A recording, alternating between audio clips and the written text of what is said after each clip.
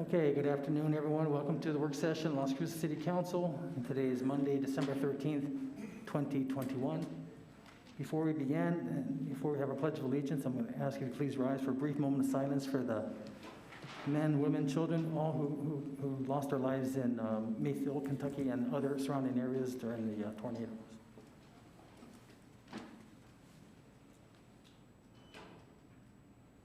Join me in the pledge, please.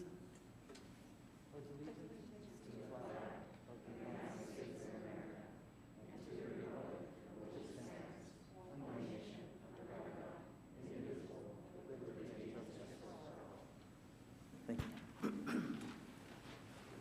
Okay, so now we're going to have our pet of the week. Jennifer Martinez from our communications office will introduce them.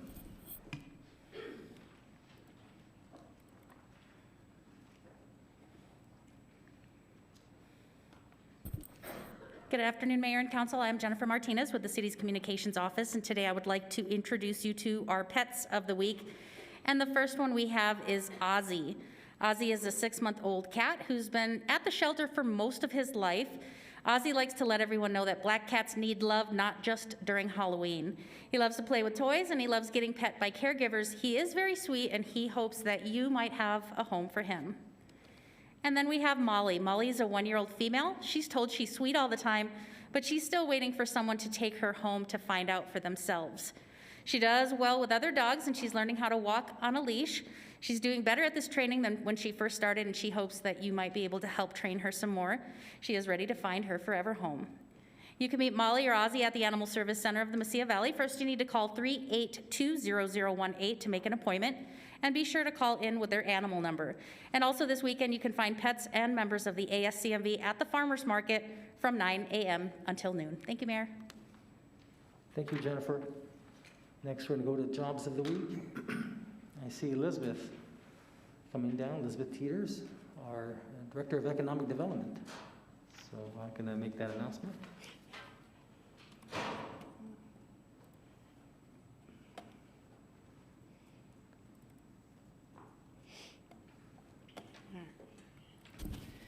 Good afternoon, Mayor and City Council. My name is Elizabeth Teeters, and I am here to show you the jobs of the week.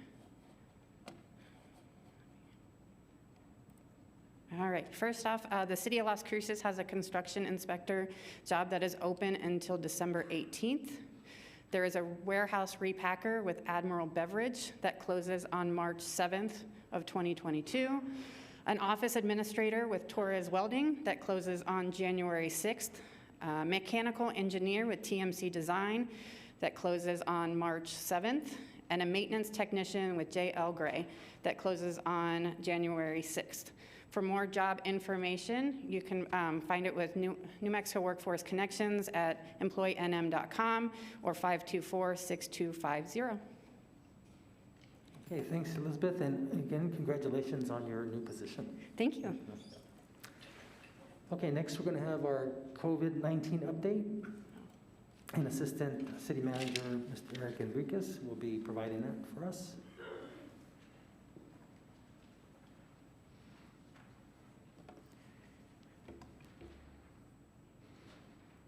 Good afternoon, Mayor and Council. Eric Enriquez, Assistant City Manager, with this week's COVID update. So positive case counts in Doña Ana County has seen somewhat of a decrease the last 7 days. The vaccination progress is continuing to get better and increase. The adult population, the single dose, has gotten up to 90% now. I think we were at 80 some last week. Now we're at 90% with the single dose. But the hospital, as I said, the first one shows that the number of case counts in the last 7 days have decreased about 29%. But in the hospital cases, we're still seeing more and more individuals go to the hospital and stay there, and these are attributed to those that are unvaccinated. So we're seeing an increase for the hospital, probably the highest that they've seen in a while, up to that 72.8%. with ICU beds being used for the COVID-19. And again, this is Mountain View and Memorial Medical. Other items to note, the Las Cruces Public School has completed their vaccinations in the middle school, and it was a positive turnout. New Mexico DOH is continuing to prepare the transition for point of distribution with the contractor at the end of December. That would be PMG as a contractor. They're expected to start in a couple of days, December 15th. FEMA should also be sending a bus for vaccinations later this month, and those points of distribution will be the Las Cruces area, Santa Teresa, and NMSU. The vaccine task force continues to meet. We'll have a meeting this Wednesday with the intent to continue to promote messaging and education. Ms. Carla Walton has some messages to come out for the holidays that she's working on, and we'll be sharing those with the task force, and then later on with COVID updates. We'll continue to increase vaccinations to include the booster dosage. Back when the vaccine task force started, one of our goals was to reach 85% of the adult population to be fully vaccinated by the end of the year. We've come very close, so thank you, Mayor and councilors that are on that health committee to help us with the vaccine task force to get that message out to our community. Thank you. I'll stand for any questions. Thank you, Eric. And now on the booster, and I'm just trying to find the name of the new pharmacy just around the street here. Yeah, so no appointment, you can walk in. And what's really neat about it is both of the pharmacists were one of my top teens back in 2008 and 2009. So they own that place, and they really just walk in. So there's no appointment needed. So if you want the booster, that's where it's at. So thank you for the name of that. Yeah, thank you, Mayor. Any questions of Eric? All right. Thank you very much, Eric. All right, thank you, sir. Okay, we have two items on the agenda. The first one is going to be the internal audit review of eligibility for the American Rescue Plan Act, or ARPA, and that's our internal auditor, Viola Perea, is going to share with us that information.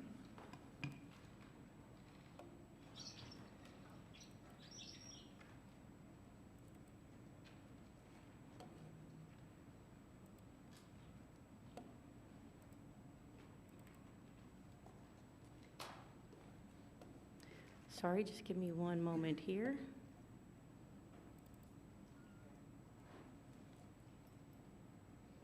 Okay, I can't seem to get, here we go. Good afternoon, Mr. Mayor, councilors, Viola Perea with your city auditor. And today we're going to go over some preliminary observations that we've been able to determine based on our review of the ARPA review process. I will advise that the entire review process has not yet been completed. There's still some information that needs to be reviewed and documented. However, we do have some preliminary observations to share with you today. And also I wanted to note that when we do complete the review, before we disseminate the report, the final report to council, that audit needs to go to the city manager's office for review and comment, and then to our oversight committee as well for review and comment, at which point then we can actually publish the end result of the report. So today, just some responsibilities tasked for internal audit. We are here to make recommendations for increased efficiency to the city manager and work with departments and management on management and process improvement. We maintain generally accepted government auditing standards, and we're required to comply with the IIA international standards for the professional practice of internal auditing. And our reporting, as mentioned previously, our reporting is, we shall comply with section 2-178.4 in the Accountability and Government Ordinance. So internal audit was asked a few weeks ago to review the eligibility process followed for applications submitted for the American Rescue Plan Act, known as ARPA, for that funding that was awarded to the city in 2021. Our review includes a review of the published requirements in the RFP and the criteria utilized in the selection process. The ARPA RFP, I need to announce, is still an open procurement, so any details regarding the applications cannot be discussed. Our preliminary observations show that the process followed to determine eligibility was not sufficiently designed or documented to support a clear, consistent, and transparent eligibility determination. What we did to come to that, at this stage, to come to that preliminary observation is we reviewed the RFP guide. And within the RFP guide and application, there is a one-page document that includes an 11-step selection and evaluation process. However, only step 2 of that outline applies directly to eligibility determination. And it states, non-scoring staff will review applications for eligibility determination and full submittal requirements. We were not able to find any additional evaluation guidance for determining eligibility within each of the applications. Specific eligibility criteria and requirements were not documented, excuse me, to identify how eligibility would be determined. We do know there is the CFR 200, there's the interim rule, there are the compliance guides, and there's the RFP itself. But there's an overwhelming amount of information in all of those documents. We were not able to find a clear and concise list, if you will, or a matrix, a checklist, something of that nature that would indicate these specific items would deem an application eligible, and any deviation from that would deem them ineligible. The 3-person committee that reviewed the 21 applications for eligibility did record their comments in the online system, SM Apply, that everyone used to submit their applications. However, the reviewers did not record the existence, the non-existence, or the applicability of any eligibility criteria or requirements. Consistency and appropriateness, therefore, of the eligibility review process cannot be confirmed. We are also looking for potential non-compliance with the city's procurement code related to the RFP process. We've identified 4 sections where we might have some issues. The first is section 24-31, direct contact. That applies to our applicants having direct contact with council during the RFP process. Section 2462, authority and duties, applies to the procurement manager, the purchasing manager. In this case, the RFP did not go through our finance purchasing department. It was handled by another group, and then we mirrored that process with the RFP process had it been followed by the purchasing department, excuse me. The individual who was deemed authorized to head this process was, should have been, I should say, either designated as such by our sitting purchasing manager, or could have been delegated by the city manager and approved by council. We were unable to find any documentation that would indicate the delegation happened in either of those 2 purposes or 2 ways.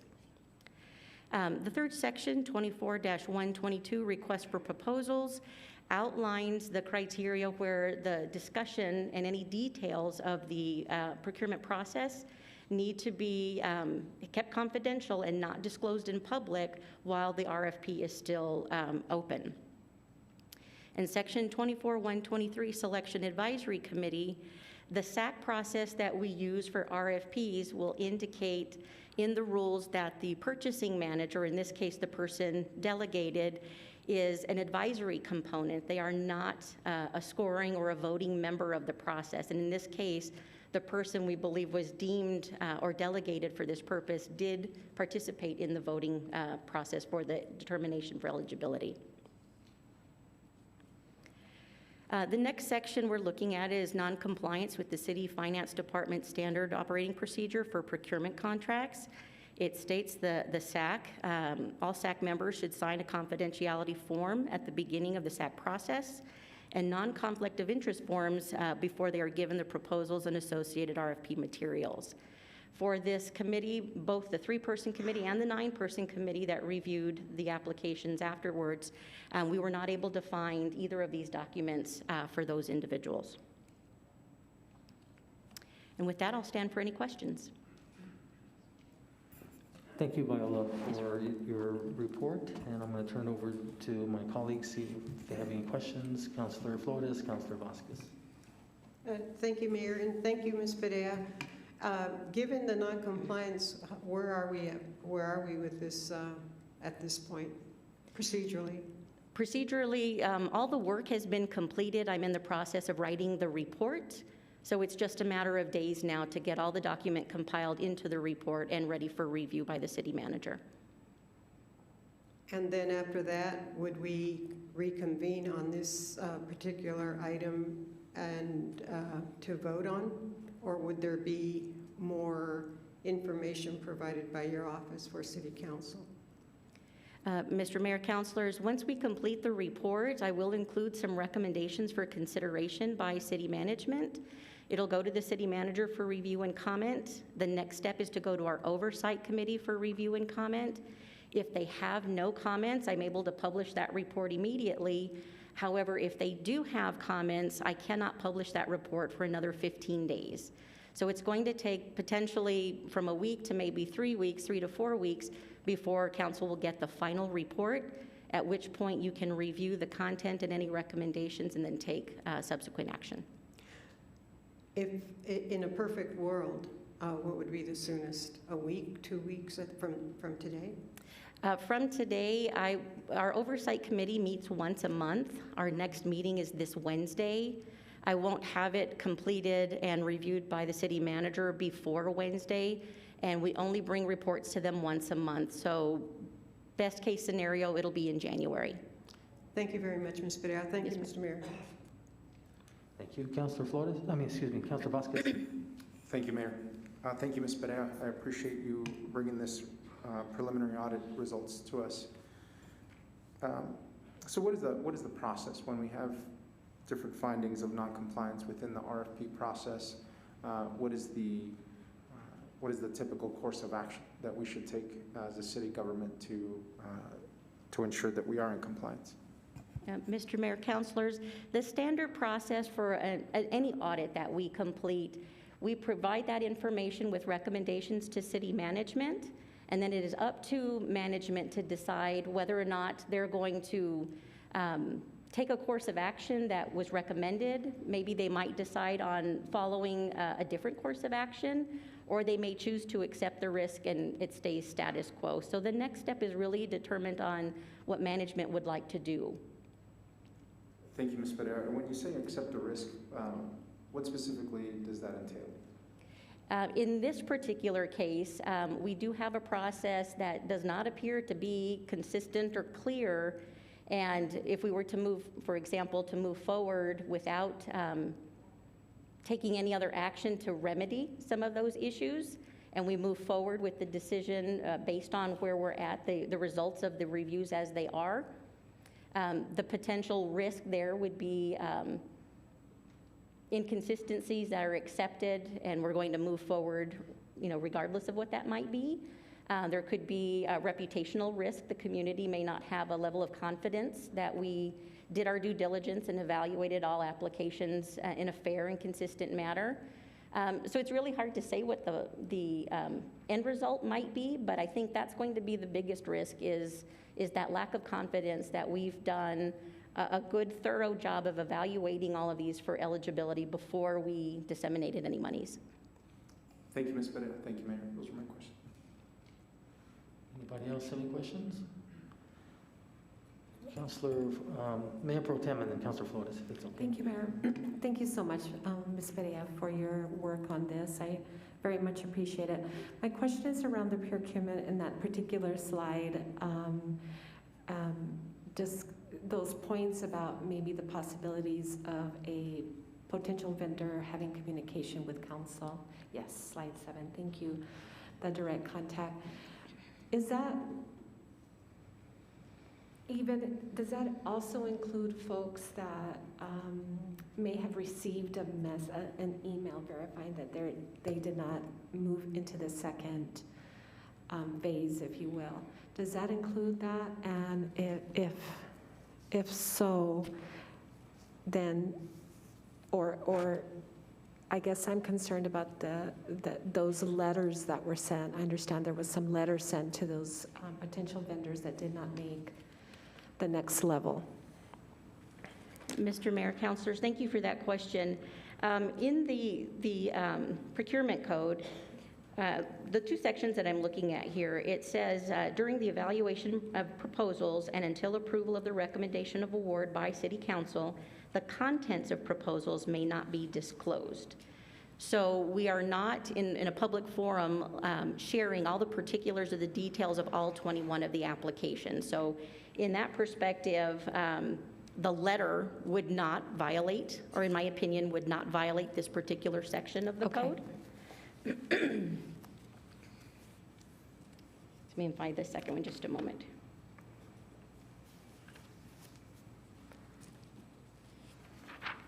And in the other article, 24-31, direct contact, excuse me, it states direct contact with city elected officials or city staff other than the purchasing manager during the bid proposal process will render the bid or proposal as non-compliant, and no further consideration will be given to the bid or proposal. So I know there has been some communications by some of the vendors. We have been able to confirm to a certain extent at this point that there have been communications. But the letter was submitted by, I believe, by Ms. Green, and she in this case is acting as the purchasing manager, so that communication on its own does not violate, in my opinion, this particular section of the procurement code. It would be something more of what happened last Monday, where individuals were here at the podium and there was a conversation, an exchange of information between council and either city staff or those individuals where these kinds of issues might be a problem for us. Thank you, Ms. Perea. And then my follow-up question would be, in those instances where folks were deemed ineligible by that letter, do folks have an opportunity to come back and grieve or that particular process? And if so, how many days do they have? Mr. Mayor, councilors, yes, there is a process within the RFP, in the RFP here, where there is a grievance or a challenge, if you will. I have to look this up, but I believe the amount of time is 5 days from notice. Okay. So it is quite possible that that time has already lapsed if notice is determined to be based on that letter. That is part of what we'll be adding to our report to be able to confirm. I didn't bring or tab that information right here, but I can get it to you. Okay, thank you, Ms. Perea. Thank you, Mayor. Those are all my questions. Councilor Flores. Thank you, Mayor. Thank you again, Ms. Perea. Insofar as the question that Mayor Pro Tem Gandara asked about the letter going out to those who did not didn't clear the process of acceptance of their RFP, was it clearly explained to them? Because as I recall last week, it seemed that people were unclear as to why they were not selected. And does that qualify as a proper notice letter? Mr. Mayor, councilors, first I want to point out that compliance with the procurement code was not identified in the RFP, which I don't like to do, but we can assume when we issue an RFP that both city staff and individuals understand that we have RFP rules and those rules need to be followed during the RFP process. That was not specifically stated in the RFP, and so folks who may not be familiar with the process may not have known to follow up and understand what those rules are. In regards to the letters that were sent out, my understanding is there was very limited information provided in those letters. But as the review process showed, we did not specifically identify which criteria would deem someone ineligible or eligible or ineligible. The comments made did not specifically state this person was ineligible because, and we did have a 3-person review.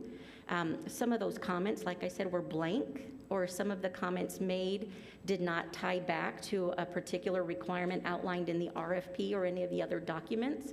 So it's really difficult to say at this point specifically why they were deemed ineligible, and I don't know if staff would easily be able to come to that determination without bringing that 3-person committee back together again and trying to understand who all voted the way they did and for what reason. Well, as a follow-up to what you just stated, seems to me that if someone is being denied or basically being deemed ineligible to receive the ARPA funds, that there'd be a clear explanation as to why. And then there would also have to be, and the reason for that would be just out of fairness to the applicant, and the other would be to be in full compliance with ARPA requirements as to how the monies are being distributed. So it seems to me that the process at this point was quite faulty. I don't know if that's a correct assessment, but it seems like there's a lot of holes. Insofar as direct contact is concerned, on page 7, the slide that's up right now, by direct contact, does direct contact mean a substantive communication insofar as this whole RFP process is concerned? Or I personally do not recall receiving any email or call from anyone who applied for this.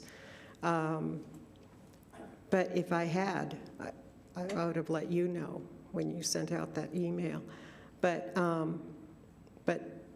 does that qualify as a quote contact, or does contact mean a full communication, a substantive communication regarding the RFP process, and, well, the application specifically by the applicant?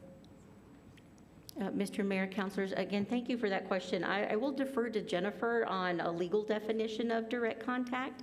However, for our audit purposes, we are documenting if any type of contact was made between an individual and a member of City Council. And in this case, we have confirmed there have been texts, there have been emails, and then there was the face-to-face communication here last Monday. But I will defer to Jennifer Vega-Brown, our city attorney, for any other legal definition. Thank you, Ms. Pereira. Mayor and City Council, it's Jennifer Vega-Brown, your city attorney. In the past, I would have to look at the specifics of this situation. I have not reviewed any of that. In the past, we have considered a direct communication, a one-way email communication as a direct communication.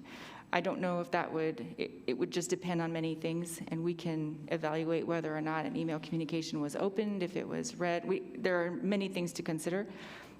Without knowing any of that information, in the past, we have considered an email communication a direct communication.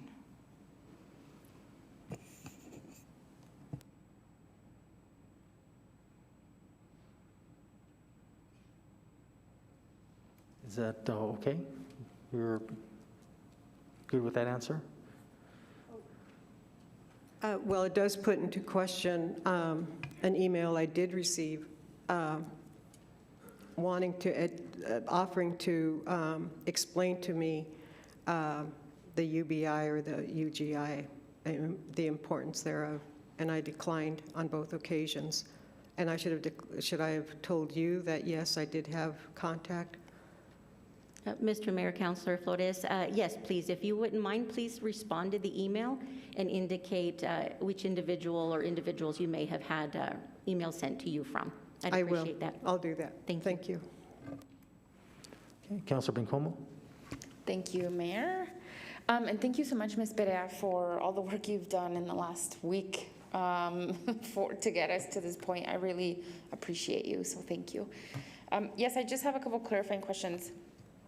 In terms of the purchasing manager and delegation of a person in charge piece, I'm curious, I feel like there must have been that delegation because since the beginning of this process of us even knowing that there was going to be ARPA funds, or maybe even once we said, okay, we're going to assign $10.4 million towards community involvement, there was a very clear person leading the charge, and that was Miss Natalie Green. I feel like there had to be at some point some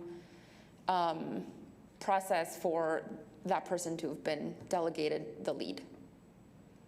Mr. Mayor, Councilor Bencomo, yes, there were many conversations and discussions that led up to today.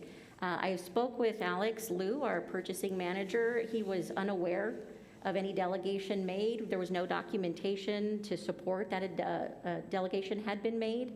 The other option is to have that delegation made by the city manager and approved by council. I did contact Natalie Green as well, asked her if there was any documentation that would support that assignment being made. She was going to be looking into some of those. As of now, I haven't received anything that conclusively says, yes, you were delegated as the purchasing manager in this case. However, with the progression of how this project has moved forward and the acceptance by council, the approval by council on some of the processes up to, or all of the processes up to this point, we can assume that delegation was made. But I was looking to see if we had anything specific that said we are not going through our purchasing department. Instead, we're going this avenue and you are going to lead the charge. I have not been able to document or confirm at what point that took place. Okay, thank you. And then you also said that that particular person took part of the voting process. That was not my understanding as of the last couple of presentations that happened, that there was non-voting members of the committee. Mr. Mayor, councilors, let me explain what took place in my thought process here. The eligibility determination was made by a 3-person non-scoring committee. And what those folks were tasked with doing is reviewing the applications, excuse me, and determining eligibility, and then going into the electronic system and voting essentially a yes or no, or making that determination of a yes or a no in the system, which would then determine whether or not that application was eligible or not. It had to be a unanimous decision, a yes or no, which I'm calling a vote. It's essentially a vote. Or that determination to make the eligibility determination. And it took, unanimous yeses to move that application forward. If there were 1 or 2 no's, that application did not move forward. Okay. In none of the cases were any of the 9 applications deemed ineligible, deemed so by 1 no. There were at least 2. However, within that 3-person committee, it did include Ms. Green. Okay. And if she was acting in this capacity, according to our the policy, she would not be able to participate in that. She's more of a reference for the committee and not a contributor, and in this case, she was. Okay, thank you for that. And then in terms of actually this slide, I feel like there are a couple of things in here, even this who takes the lead. Maybe this is a question for you or IFO in terms of what are our internal processes that say, so that some of these things don't fall through the cracks, because I feel like a couple of them could have potentially been easily avoided.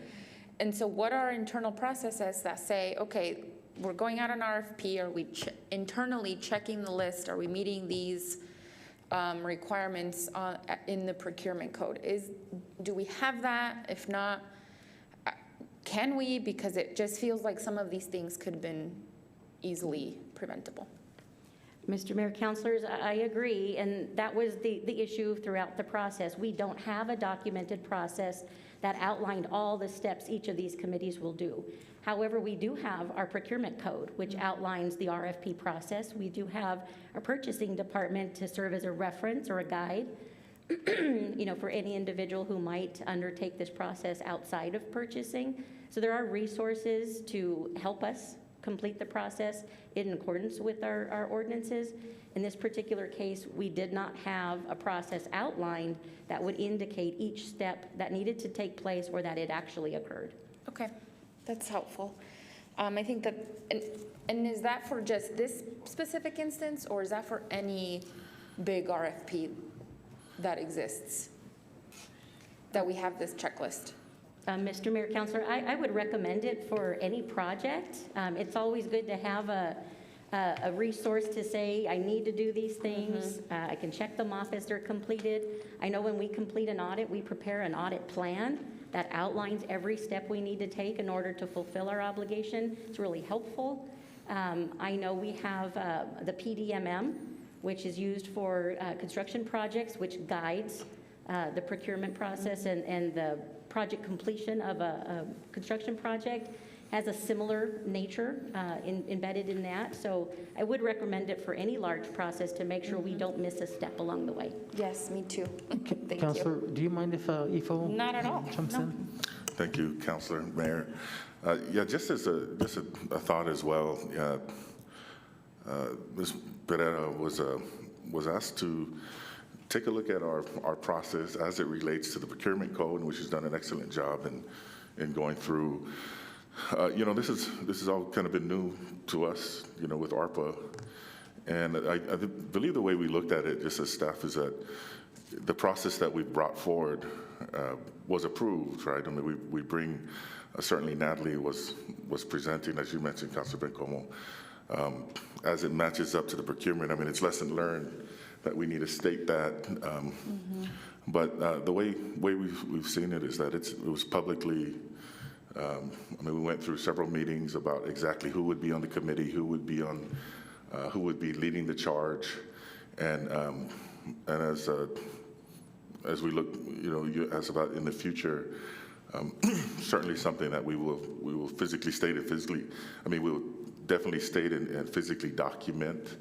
But I think it's more of a technicality than, like I said, I think by nature of the approval of the council approving the process that was presented, I think in my mind it checked that box, and that's why maybe we're missing some of those things. But we knew Natalie would be leading the charge, number one. We knew that committee would be determining eligibility, and we knew that it wouldn't be running through our purchasing manager. That was all public, and whether or not we don't, I think it's lesson learned that we need to get maybe physical documentation in the future, but I don't think anybody was unaware of our process. And I think that's what I guess when we'll have Natalie maybe present and talk about how we followed, the process that we brought forward to be approved, but certainly we need to look to the futures that we make sure we follow all the documentation in our procurement, our city procurement process. Thank you, Ifo. And then, just a couple last questions. I know that you've laid out some of the next steps. Is it in your recommendation that while these next steps are being followed, the report to the city manager and then the oversight committee, that this process pause until we can further say this is what needs to happen? And I assume that a couple of the options are the process can be fixed, right? Or we would have to start over. I imagine those are sort of the two pathways forward. So that was a two-part question. Does the process pause in your recommendation as of now? And are those sort of the two paths from this? Okay, Mr. Mayor, councilors, I'm going to answer both of your questions with basically one statement. At this point, the recommendation is going to be to create a guide that clearly articulates how we're going to determine eligibility, any parameters for determining eligibility, calculations, et cetera, but specifically which items are going to be used in making that determination. The process should outline every step that committee needs to take in order to come to that determination, and include that matrix or criteria that specifically outlines how a person will be deemed eligible.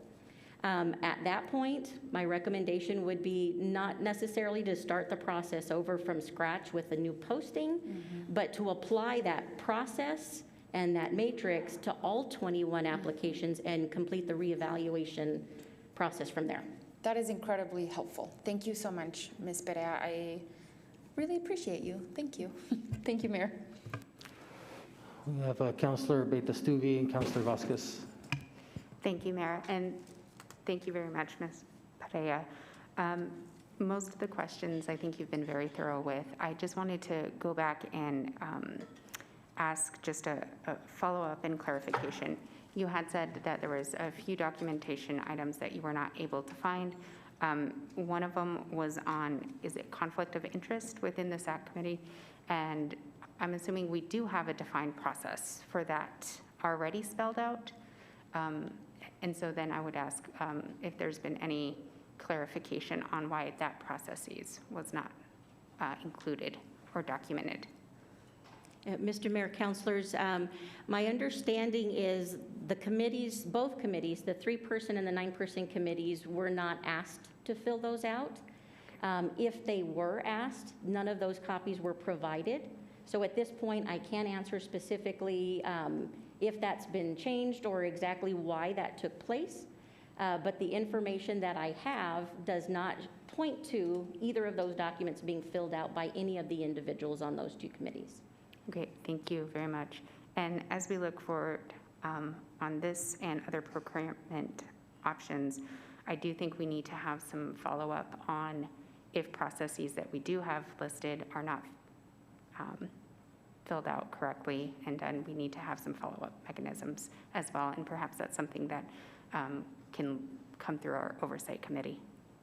Thank you, Mayor. Okay, thank you, Councilor. Councilor Vasquez? Thank you, Mayor. Thank you, Ms. Padilla. I have a question on the eligibility review process and how that impacts the process moving forward. So in the ideal world, would the eligibility review process and the sample eligibility checklist, would that be something that would be published publicly along with the RFP so that applicants would know exactly what would deem them eligible or ineligible? Would that be the preferred way to communicate with potential applicants? Mr. Mayor, councilors, yes, ideally that would be the best way to approach this. The CFR 200, the interim rule, the compliance guide, the RFP, it's a tremendous amount of information to be taken in. And it would be ideal if any RFP put out spelled out the criteria that would specifically deem them eligible versus not. And even if there's going to be a second set of review to consider, now that you're eligible, now we'll look at the content, for example, and determine from that point what the funding might look like. You know, there might even be a 2-part aspect to that. But as far as determining eligibility, it would be ideal to have that information included in the RFP initially, so the applicants know what to expect, and city staff, or doing the review process, will be comparing basically apples to apples at that point. Thank you, Ms. Pereira. And I do ask that because if we are to now have a eligibility review checklist, but use existing applications that were submitted without prior knowledge to that checklist, it seems to me that you would have potential applicants that would be ineligible before they received the information of what that checklist looked like. And so, although we're correcting our own internal process, externally, if applicants didn't know what that checklist was prior, they're being judged on information that they still didn't have prior to us developing that checklist. So what are your thoughts on moving forward in that process? Mr. Mayor, councilors, I agree. However, all applicants were still pointed to the same reference documents. Our review results are basically, it's again, an overwhelming amount of information, and we cannot confirm that all 3 of those individuals looked at the same items and used the same parameters to make their determination. If we were to create that now, yes, it's true, the applicants would not have had that information in advance, but they did have access to all the resources that staff used during that review process. The end result might end up being exactly the same as it is today. It may not, but it may be exactly the way it is today. The result of our audit is basically to let you all know we cannot confirm that it was appropriate or consistently applied because we don't have that criteria to use to go back and basically validate the results. Sure, thank you, Ms. Bede. I completely understand that. And in the sample eligibility checklist that we received, I believe from members of the public, you know, there's a lot of yes or no questions. I don't know that this is what our checklist would look like internally if we were to adopt one. But to me, that would make it a lot easier to apply, knowing that you were checking all those yes boxes versus reading a notice in the Federal Register with a whole lot of information that didn't clearly spell out the city's process. But either way, it seems like we would be on a similar playing field, whether you know we restart the process or we actually continue as is, given that applicants were given equal information before. So there is a level of equality there that seems fair to me. So thank you, Ms. Bede. Thank you. Okay, so let me ask you a couple questions. I think all my the counselors have asked. So, Viola, I guess I want to go back to a very mentor of mine in 1993 when I first took office, not as mayor, but when I first took office, was to stay away from procurement and personnel. So I did. I know nothing really about those two. So I really don't know a lot about this, but I do have a question. So in the past, when we go out to purchase something, and I'm going to be setting the agenda, and some of these, we may have a purchase that we're going to purchase something. The typical process, it goes through Alex. How does that go? How does it go? How does the way when we do go out for a bid, how does it currently work? Does it go through Alex Liu and his team, or how does that work? Mr. Mayor and Councilors, that is correct. And I know Leanne Demouche and Alex Liu are here today, and I'd invite them to come up and explain the process. But in general, when we do have an RFP, it does go through the purchasing department in certain respects and possibly all respects to help guide that purchasing process. Then my question would be, why did we go from what it usually is to Natalie Green and her team, I guess? Mr. Mayor, Councilors, I don't have an answer to that. I cannot speak to why we decided to go this direction. Okay, so I'm just going to turn to IFO. Why, IFO? Like I mentioned before, Mayor, this is a federal grant. It's a little different than our normal procurement. I don't think any of us have dealt with ARPA in the past.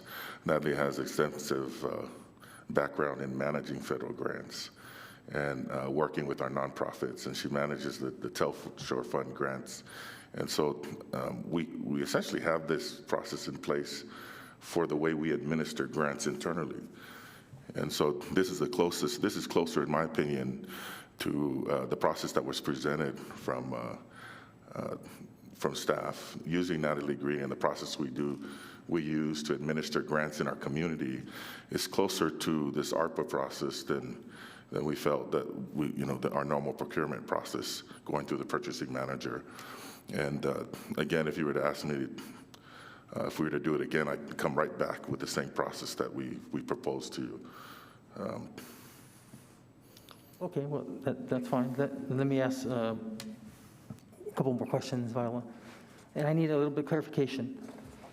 Early, and I didn't quite write it down correctly, but you said something about, or I heard something that if Natalie sits on the committee, can she or can't she vote? I wasn't too sure about that. It was on a 3-person committee. And something about must have all 3 yeses. Do you recall? You just said that a little while ago. Can you restate again that, please? Absolutely, Mr. Mayor. Mayor and Councilor, what the ordinance says, give me just a second here. Flip to that section of the procurement code.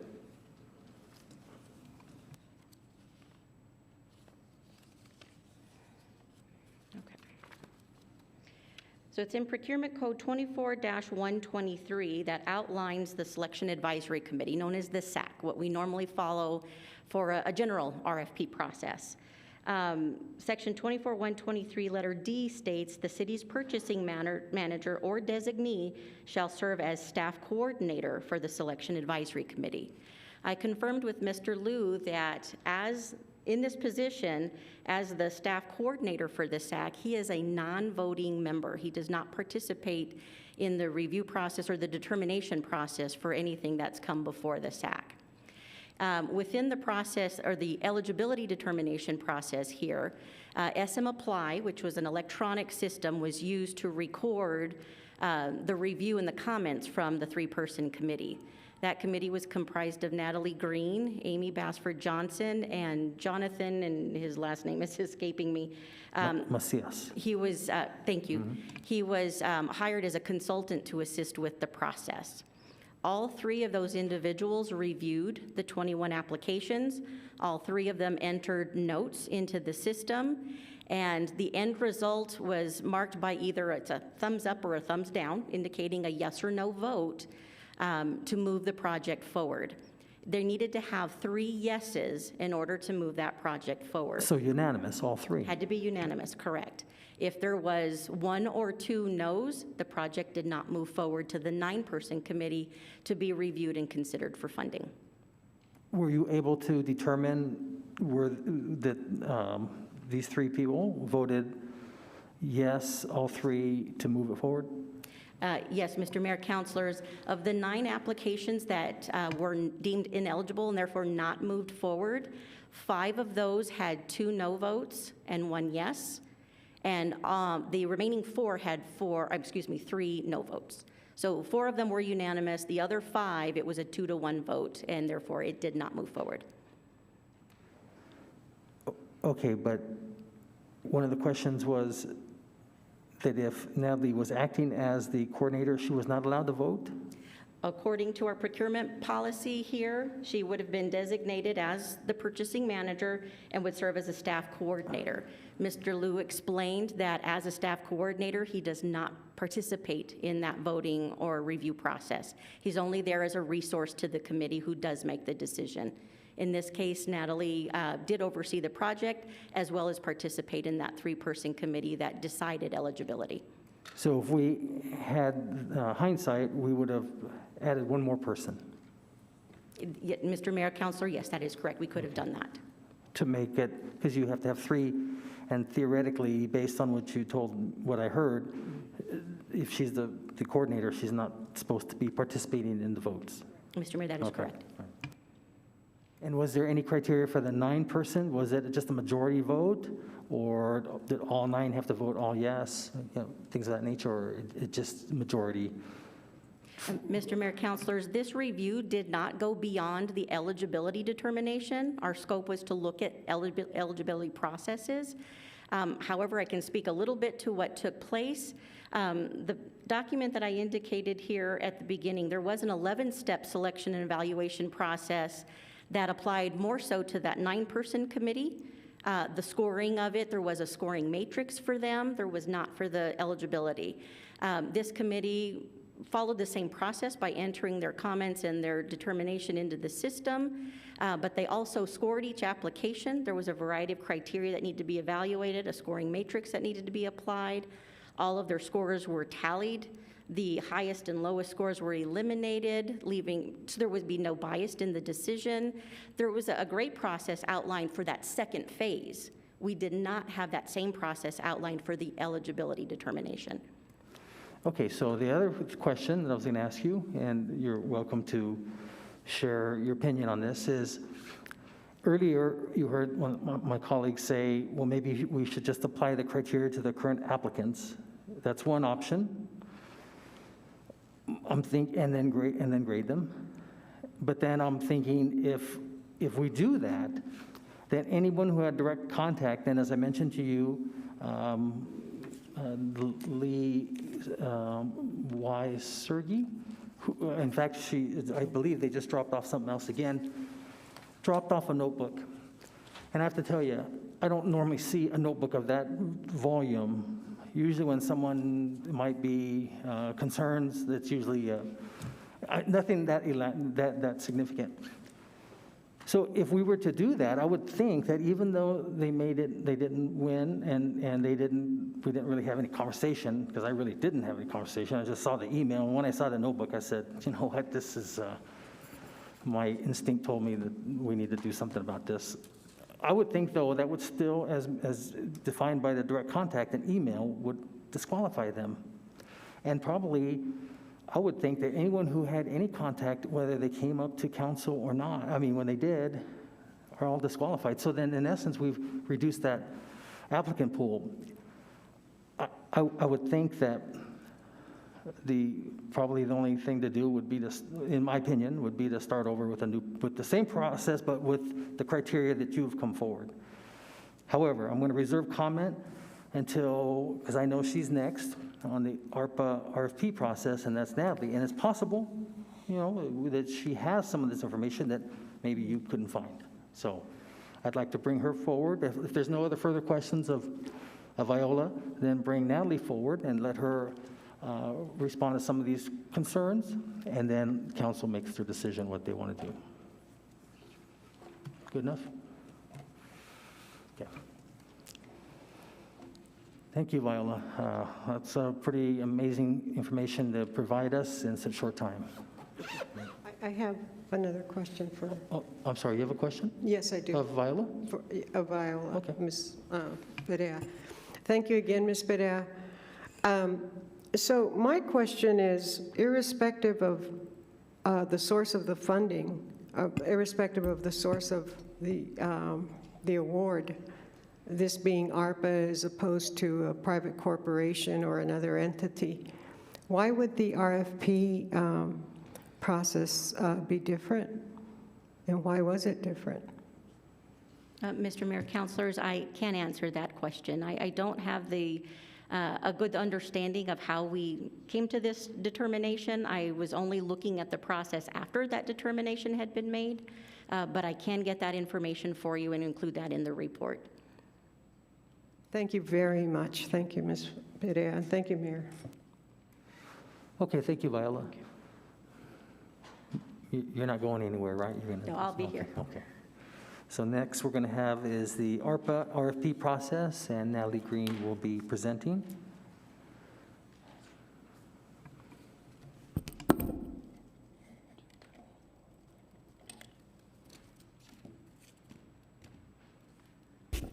I'm taller than Viola, excuse me.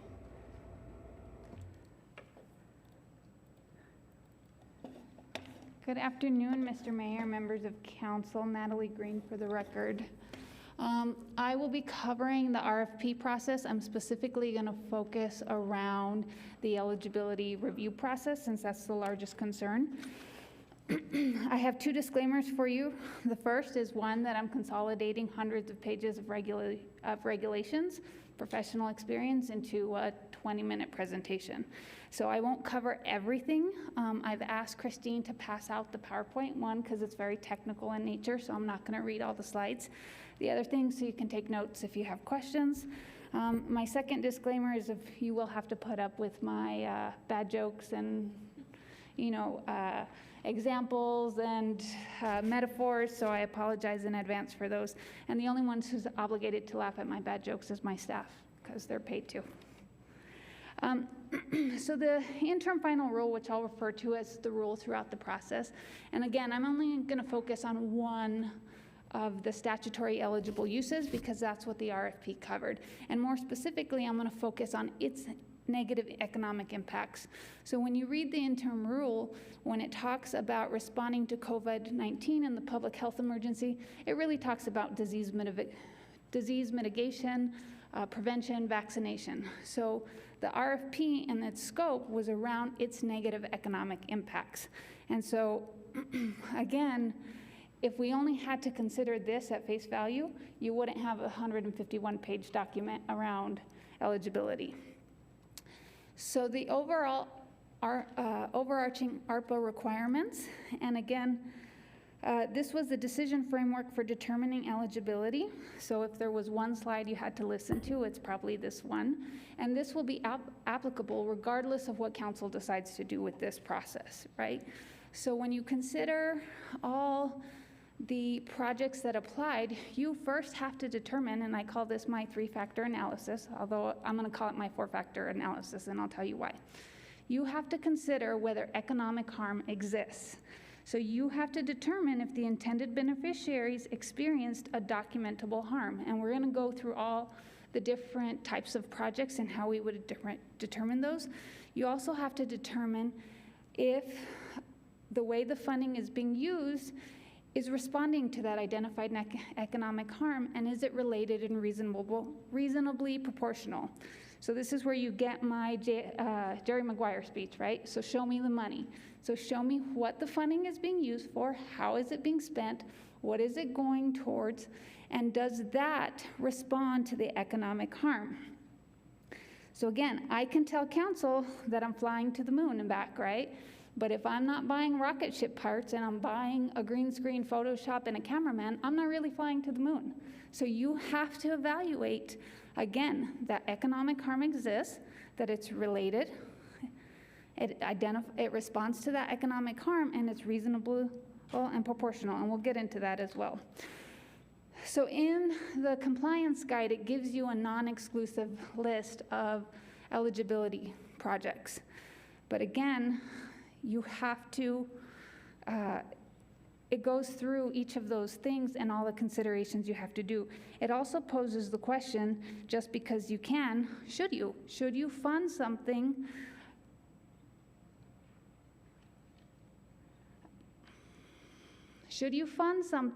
if it's not catalyzing a broader economic recovery, rebuilding, or providing equitable growth? So when it comes to small business assistance programming, again, the intended beneficiary needs to document that there's economic hardship. The other thing is that economic hardship has to be due to the pandemic, and you should consider your local economic conditions.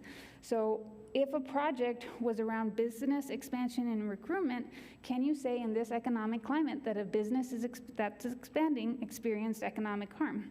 Maybe. New entrepreneurship programming, again, if you structured it in a very specific way with a specific targeted industry that experienced significant job loss with high rates of employment in a qualified census tract, you might be able to justify an entrepreneurship program. Household assistance. Again, this one's pretty self-explanatory. It's around services that get financial assistance to people who need it most.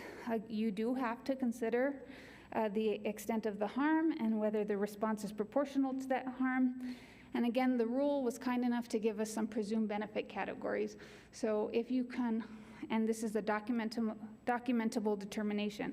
So if you can determine that the household was unemployed, experienced food or housing insecurity, or is low to moderate income, then we get to presume that they experienced harm. Now, the consideration in the programming is, again, are we responding to that harm, and is it reasonable and proportional? I'm going to cover cash assistance in the next slide only because it's called out within the actual regulation.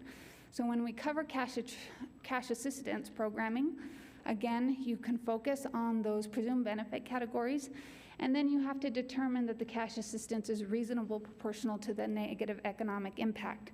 So no $10,000 a month checks, right? They have to be something that was already similar to what was distributed under the CARES Act or by the federal government, or through some criteria or analysis that the city or the program has set out. Aid to impacted industries. So when considering programs that claim tourism as potential use, you have to consider that, one, you can help businesses, you can help attractions, you can also help business districts, but they had to be operating prior and affected by, again, the COVID pandemic. And you can also help other industries other than tourism, but you have to compare that economic harm to tourism, travel, and hospitality. And then you have to consider and make sure that it's not a long-term economic or industrial trend. So if it's one of those industries that was already being killed by millennials, then no soup for you, right? No ARPA funding.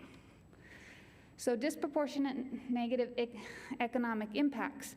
So the federal government recognizes that there was already economic disparities that existed for specific populations and communities. So when we discuss the racetrack of equity, we know that there were people who are car lengths behind the starting line.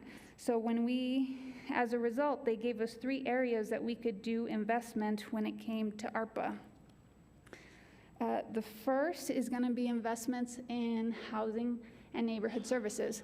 So we could address homelessness, we can address affordable housing and development, you could do housing vouchers, housing navigation.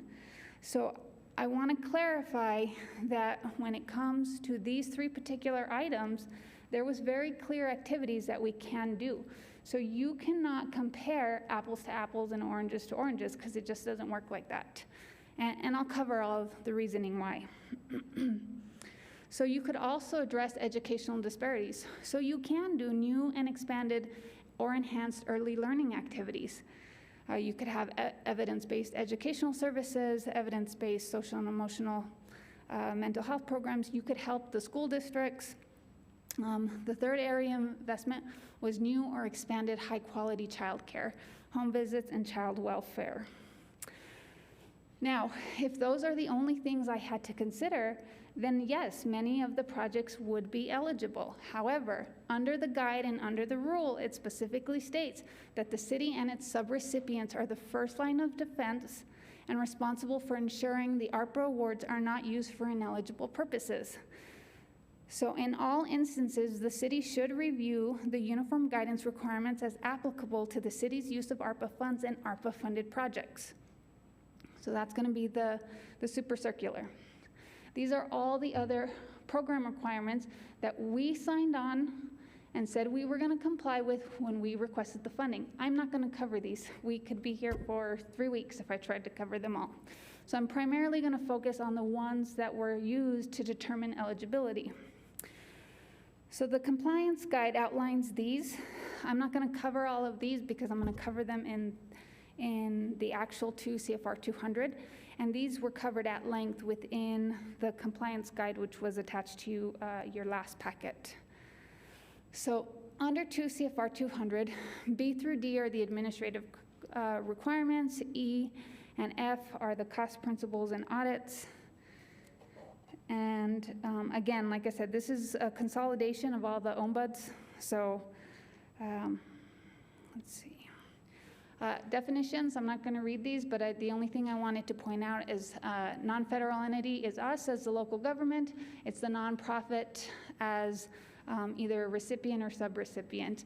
And then again, we, in this definition, are acting as the recipient of the funding from the Department of Treasury, and then the nonprofits are acting as a subrecipient. And the only reason I wanted to cover the definitions is because I wanted to explain the applicability. So in all instances, non-federal entities must comply with the requirements, whether they are the recipient or subrecipient of the federal award. So 2 CFR 200 flows down all the way to the bottom. So these obligations do not go away whether this RFP stays or doesn't stay. And then, of course, anywhere the regulation says must, it indicates a requirement, and anywhere it indicates should or may is a best practice or a recommended approach. So under pre-federal requirements, again, I'm mostly going to cover post-federal award requirements and then our ongoing obligations. The only thing I wanted to point out in the pre-federal award requirements is that we have to have grant agreements. You should have clear goals and objectives. You are mandated to have a merit review process with the objective of selecting recipients that are most likely to be successful in delivering the results. And then I'm going to cover review of risk in the next slide. And then we also have to review suspension and debarment status. So this review of risk I covered at the time that we presented the development of the RFP. So the city is required to have a framework for evaluating the risk before award. So we are legally obligated to mitigate those risks, and if at the risk review we can anticipate non-compliance, we should not be funding projects. So again, we have to evaluate the applicant's ability to effectively implement statutory, regulatory, or other requirements imposed on the non-federal entity. Under post-award federal requirements, the first thing is internal controls. So we as a city have to have internal controls. The subrecipients have to have internal controls. We have to have internal controls for reviewing their internal controls. Program income, good in theory, terrible in practice. In CDBG, we don't let any of our subrecipients generate program income. So if they do, it has to be returned to the city. It needs to be tracked. It needs to be spent on the same eligible uses that it created it. If it's generated while there's an active grant agreement, they need it first in, first out hits. So if they generate program income during the current application period, they spend their money first before they draw down anything further from the grant. Insurance requirements, again, if they do capital assets and capital expenditures, which I'll get into next, they have to cover the value of those equipment and supplies and building improvements equal or more than the investment of the federal funds. And then all your real property, equipment, and supplies, you have to have policies and procedures for its use, for who uses it, what does it get used for its maintenance. So For example, the city of Las Cruces, we purchased a truck with CDBG. There's only 6 people in the entire city that can drive that truck for a CDBG eligible purpose. So if EFO or Mr. Mayor wanted to borrow the truck for something else, I would be legally obligated to say no. Real property and equipment, again, you have to consider that they have to be used for the purpose in which they were intended to be purchased perpetually. It doesn't go away, and we'll cover why in the next slide. So who remembers downtown bathrooms? Were funded with CDBG funding. The city is choosing to demolish those bathrooms. So if you weren't replacing them with equivalent bathroom facilities, HUD would expect that the city is going to pay back that funding for those bathrooms. Thankfully, we're rebuilding them. Supplies, I'm not going to cover. It's the same as real property and equipment. But the thing I really want to emphasize is the property trust relationship, because I know this came up. So we as the city are holding in trust for the beneficiaries any property or equipment or intangible property that's acquired or improved with the federal funding. So we have to guarantee and certify that that perpetual use is going to stay forever and ever until we decide to dispose and pay back the Department of Treasury. So as such, we have to record any liens, we have to do a number of things. So all our affordable housing projects and all our CDBG projects have land use restrictive covenant agreements. We also file liens that if they transfer ownership, we get paid back. So anything, we've improved different buildings. I think the last one, it's very similar to the bathroom situation, but I'll move on. Post-federal award requirements. One, not only are we subject to the procurement standards outlined in the 2 CFR, all our subrecipients are also outlined to those procurement standards. So we will have to review how they're spending their funding and if they were procured through this process. There are conflict of interest provisions. So we have a policy that will need to be amended to add ARPA funding. So we get conflict of interest forms from all of our nonprofit partners, their board of directors, their staff, our staff, anyone within the economic development who's signing a form, potentially signing a paycheck, we get those conflict of interest. We also have to have policies around our performance and financial monitoring. The expectation from the Department of Treasury is that whoever we give funding to, we have a process to go out every year to ensure that they are meeting their compliance requirements with their internal controls. Again, I'm not going to cover all of these. What I really wanted to cover is the post-closeout adjustments and the continuing responsibilities. So when the city expends all the funding, we are still obligated to the federal government. So they get to come back at the end of our process and disallow costs and recover any funds that they decide were used in a manner that was not consistent with the ARPA interim rule. The other thing I wanted to point out is, again, those property management and disposition requirements, they don't go away when you finish spending the money. So the insurance coverage, the real property, the equipment, the supplies, and that property trust relationship stays in place perpetually.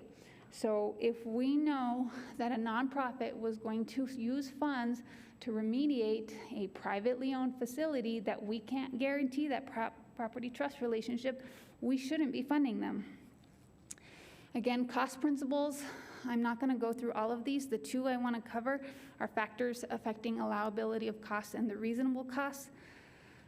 The first, and this really speaks, one, to the eligibility, but it also speaks to the scoring criteria, who looked at those budgets, those line item budgets. So in order to determine whether the costs are eligible, you have to consider a number of factors. And so in our world, we call it RADAR, right? Reasonable, allowable, documentable, allocable, and reimbursable by the federal funds. So they have to be necessary and reasonable.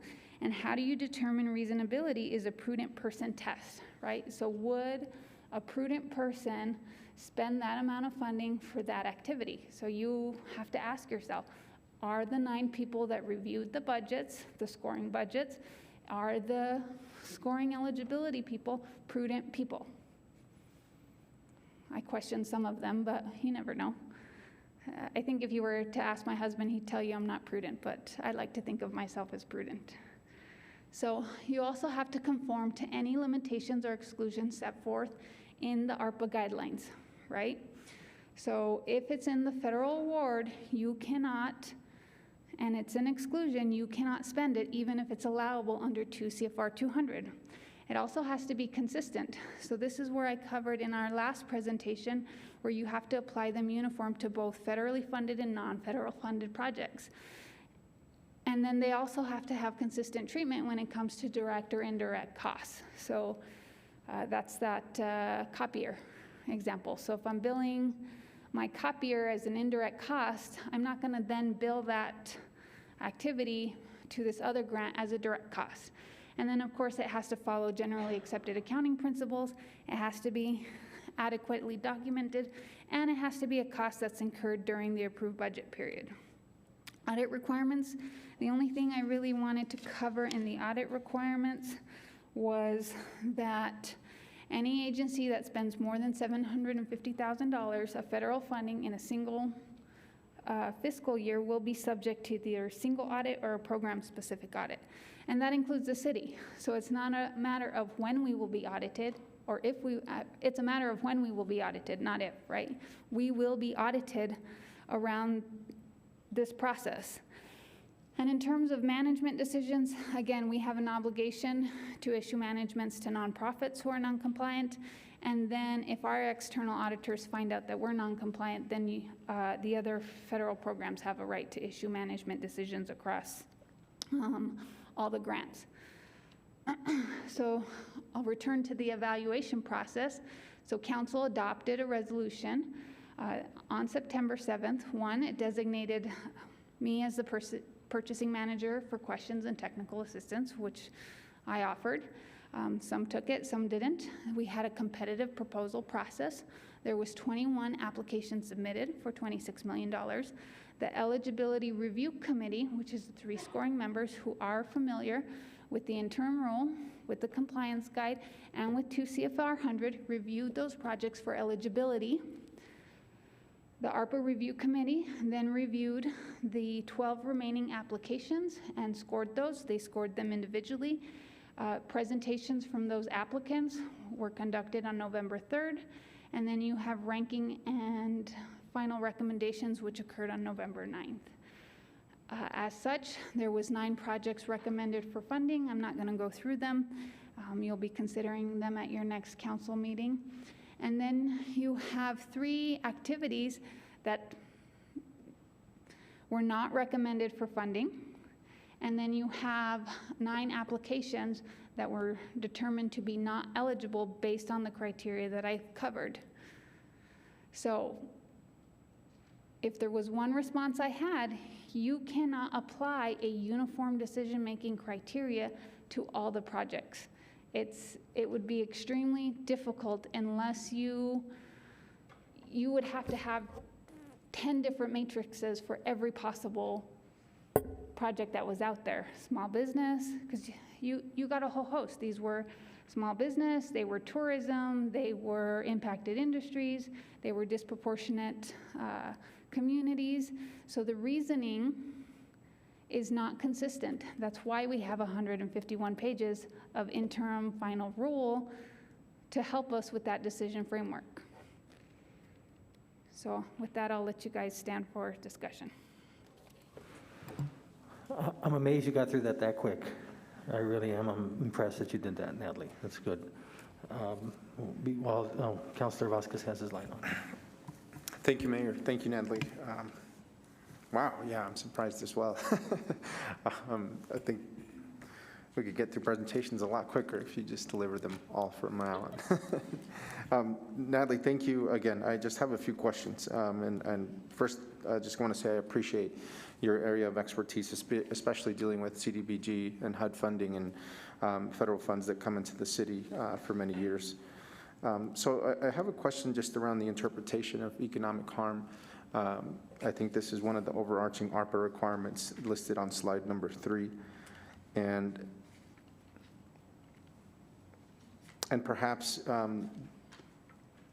could be, was or could be used as one of the, depending on how that's interpreted, how the scoring or how the eligibility review team decided that certain projects weren't eligible or not. But I'm wondering if you can comment a little bit more as to the thought process between determining economic harm and then responding to that economic harm within certain applications. Mr. Mayor, Councilor Vasquez, when you consider whether economic harm exists, you have to really consider that end user beneficiary. And it's really, again, a case-by-case basis on who the projects, and really the onus is on the application, right? We went off the information that they included in the application. And that was a question. Who are you serving? What are you doing? How does that respond to the negative economic impact? So I would argue, again, that the onus is not on staff to make the case. It's really on the applicant. And did they make the case for that negative economic impact and their response to it? Thank you. That is helpful. And then regarding the council resolution on September 7th, you mentioned that as part of that council resolution process, that was the mechanism under which council designated you as the procurement officer for this project. Is that correct? Mr. Mayor, Councilor Vasquez, I don't have the page number, but if you look in the packet, it specifically outlines me as the person if there's questions or if they need assistance with the RFP process, then they should contact me. So we'll just say that's the determining. But did the resolution say Natalie Green or thereby for or whereas Natalie Green will be the purchasing manager? No. Okay, that makes sense, and I appreciate you bringing that to our attention and something for us as council to look at closely in the future when it comes to designating the right, using the right language to designate a procurement manager or procurement officer for a particular process like this. I think that's on us as well. So thank you, Natalie. And the only thing, sorry if I was going to say something else, Mr. Mayor, Councilor Vasquez, again, this RFP process was not intended to replicate the SAC. It was very much intended to replicate the Health and Human Services process. It's very similar.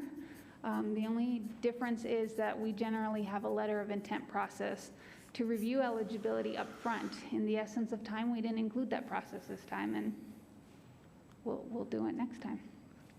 Thank you, Natalie, and I do appreciate you saying that. I know council expressed a strong desire to be able to get these funds out quickly in response to the need in our community from what this funding is in response to. So I appreciate you saying that. My last question here is around the eligibility review process. At any point were you notified, or did you know that as the procurement manager that you were essentially not eligible to kind of be one of the members of the eligibility committee, or have we not gone through this process before, and so that just wasn't made clear? Mr. Mayor, Councilor Vasquez, I was not aware of that requirement. I've done HRPS, I've done CDBG. We have always reviewed eligibility prior to the application moving to scoring. So it's not a deviation of any other duties that we haven't already had. So we will be evaluating our Health and Human Services process because we want to make sure that process is in compliance. So I won't get into that today, but we'll need to make that determination as well. Okay, thank you, Natalie. And lastly, just around the split votes for the eligibility review for certain applicants, what might you attribute the split votes to when it came to these overarching ARPA requirements and how they were interpreted by the committee? Why might some members have voted yes and others no? Was it a particular sticking point? Was it deciding the economic harm piece, or how subjective was that process? Mr. Mayor, Councilor Vasquez, I really can't speak to that because each committee member reviewed it individually. So we've always been a big proponent of, when we do the health-related public services process, that there is no collusion behind closed doors, right? That each person evaluates on a one-to-one, and we're not talking outside of the process. That's not happening publicly in front of people. So I evaluated it, made my votes and comments. the other two committee members made their votes and their comments. We didn't get together and talk shop. I think maybe if we had, you'd have unanimous eligibility determinations.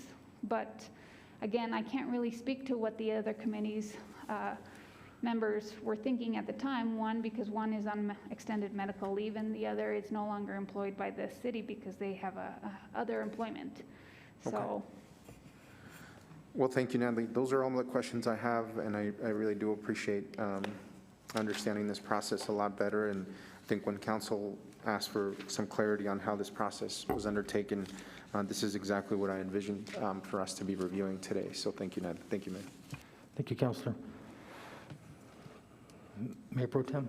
Yes, thank you, Mayor. Thank you so much, Natalie, for your presentation and all your work. It's much, much appreciated. On this particular slide, and sort of following up from the questions that Councilor Vasquez asked in reference to these requirements, did I hear you say that, okay, did you define economic harm exists, or what that means? Did the federal government give a definition? Yes? So, Mr. Mayor, Mr. Mayor, Mayor Pro Tem Gandara, so within each particular category, the federal government, so small business assistance, household need, each of those had considerations around economic harm. So when it came to disproportionate populations and direct household assistance, you got some presumed benefit categories. Those presumed benefit categories don't necessarily exist for small business determinations and impacted industries. What they do give you within the 151 pages is different analysis on each of those projects and what we as a local government should consider when funding those projects. They also gave us a cheat sheet, right? They gave us a non-exclusive list of potential projects, but there was still those considerations. So you would have to look at the interim rule, and they're titled. It tells you small business assistance. There's 3 or 4 paragraphs around that. If you look at direct household assistance, there's a couple pages on what's eligible, what's not eligible, what you should consider. And again, the interim rule, the compliance guide, and the 2 CFRs were all cited within the RFP. The program considerations were also cited and spelled out. So what's in, not this slide, but these other slides are all in the RFP under program considerations. Not sure if that answers your question. It does. I appreciate that, Natalie. Now, in terms of the rubric that was used, you use these particular requirements, and then they would have you attach scoring to that the matrix. Talk to me about that. Mr. Mayor, Councilor Gondara, so within the SM Apply system, we could see the applications. Now, was there an exact rubric that I was going to check off economic harm? No, that did not exist. I would chalk that up to professional experience, right? I know I can look at a project and I can determine whether it's eligible or not eligible under 2 CFR 200. I read the ARPA guidelines multiple times. I still go back. I read them again in preparation of this meeting. And then in terms, again, I'm not going to speak to the other committees because they're not here to speak for himself, but I would suspect that Amy, who has years and years of grant experience, had the same professional experience as well, right? She can read an application. She can determine whether it's eligible or not eligible based on her professional experience. We can look. I appreciate that, Natalie. I'm not worried about you three. I'm worried about those 9 that don't have the kind of experience that you do. So I would assume, and I would say they need a rubric with a matrix that identifies very specifically, right, and attaching a scoring. I mean, I've done this before in my previous work. It's difficult. And I didn't have that much experience when I started, but at the end, right, you're able to look at those like you are, right, like you do. I'm not sure that the 9 had experience such as yours. So you're telling me there was not a rubric specific to these items that you were looking at and a scoring matrix. Mr. Mayor, Mayor Pro Tem, there was a scoring matrix for the scoring committee. There was not a scoring matrix for the non-scoring eligibility review process. Got you. Okay, that's So- it. Thank you, Mayor. Councilor Flores and Councilman Como.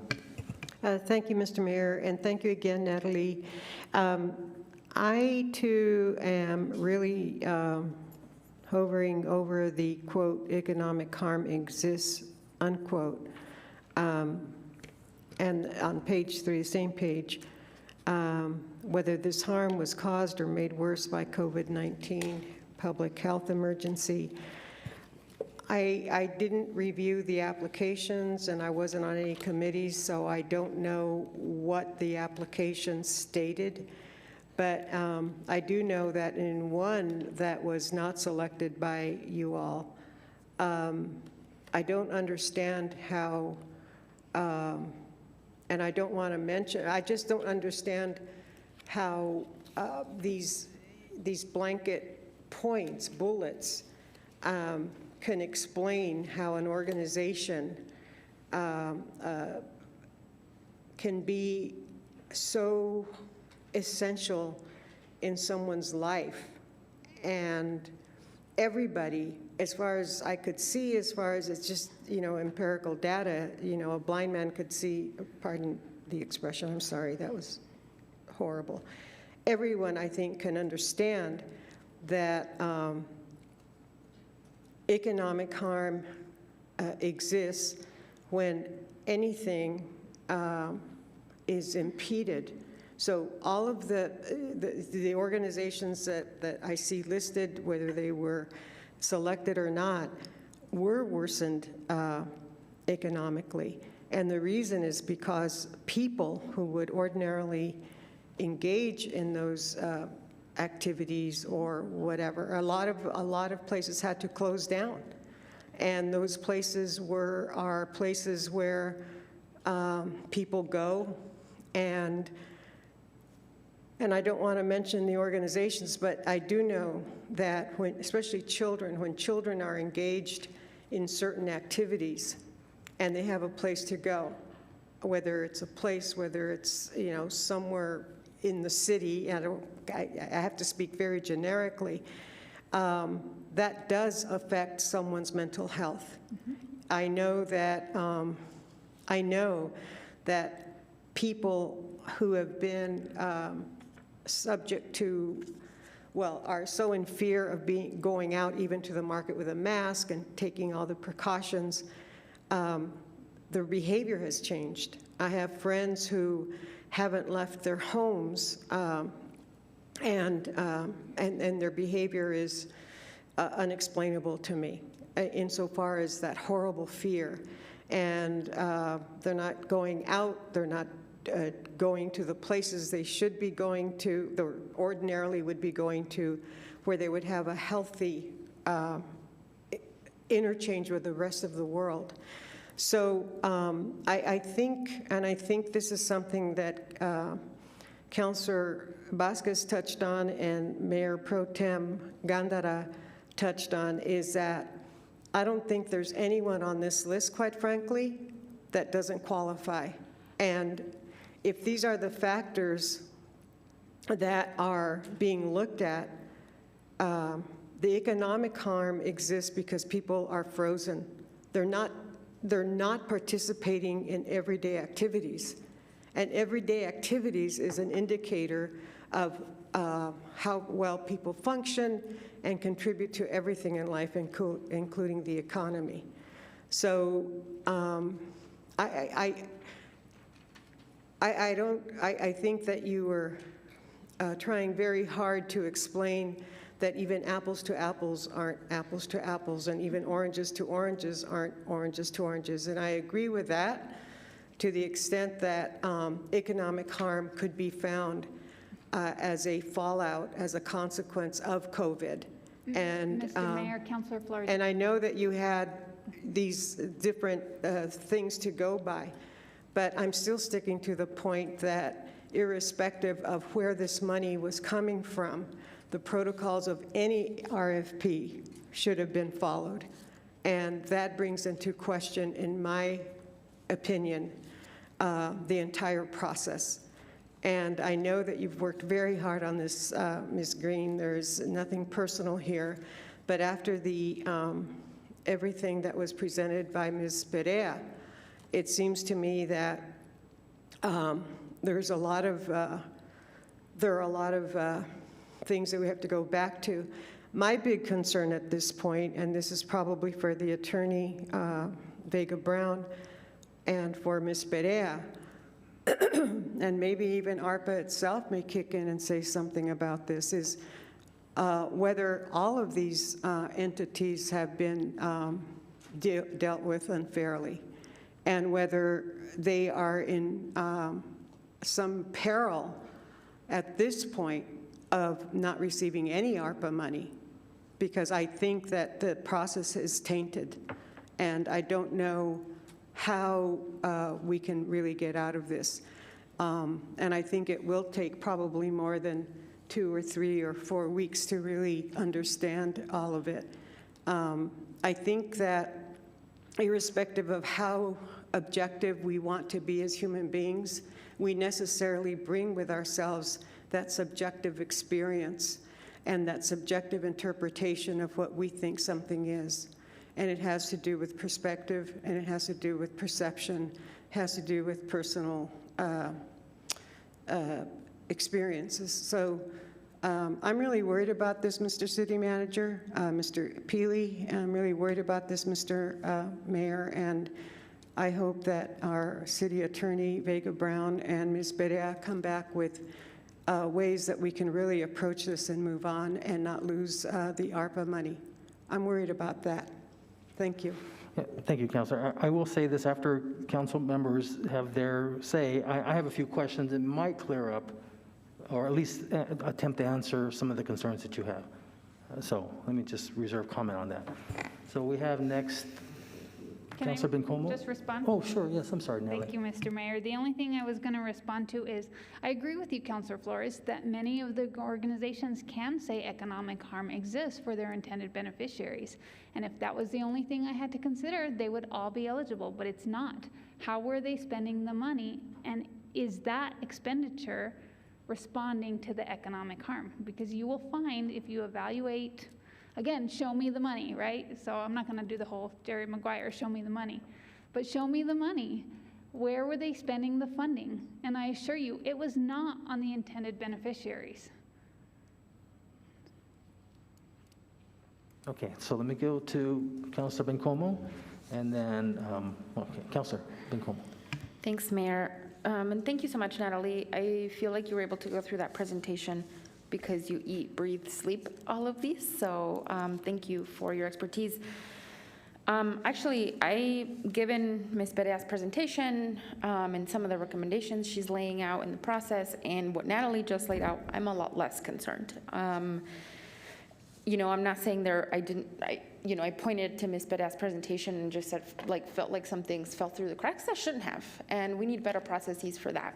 That is very clear, and I'm glad that this conversation is happening now before funds have been allocated. I think that's really important, but I am actually a lot less concerned given this presentation. Natalie, and these go perhaps hand in hand with Mayor Pro Tem's questions. I just needed further clarification on my part. The 3-people committee, were they selected because of their knowledge on everything you just laid out? Mr. Mayor, Councilor Bencomo, that's correct. So as you know, Amy is running the internal ARPA process. I was assigned the external ARPA process, so we worked together. And then Amy also hired a consultant to help specifically with the ARPA, all of the ARPA process, so yes. Okay, thank you.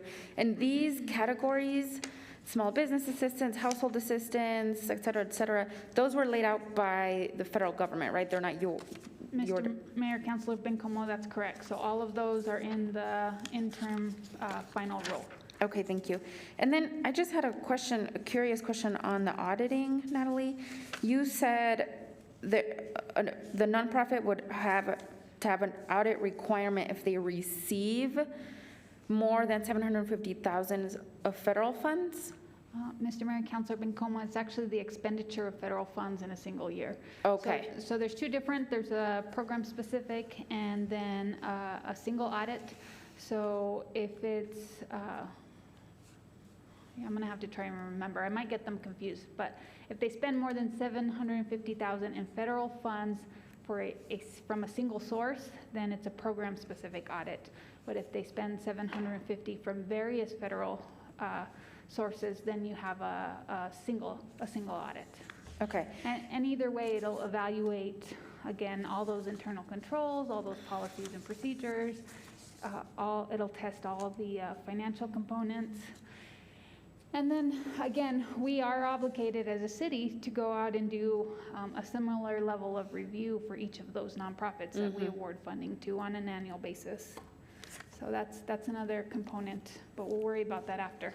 So that actually, part of that was part of my question, because I know in New Mexico, and let me know if this is different because it's federal funds, right? But in New Mexico, their audit requirements exist for nonprofits if their revenues are $500,000 and over on a yearly basis. Does that not apply in this audit requirement? Mr. Mayor, Councilor Bencomo, so the state may have some different regulations for each of the nonprofits. I do have a little, if I can get to it. Again, there was one thing in this, so if the city has a more restrictive policy than the federal government, they're gonna check that we followed our own policy versus their policy. But again, sorry, there's a lot of slides.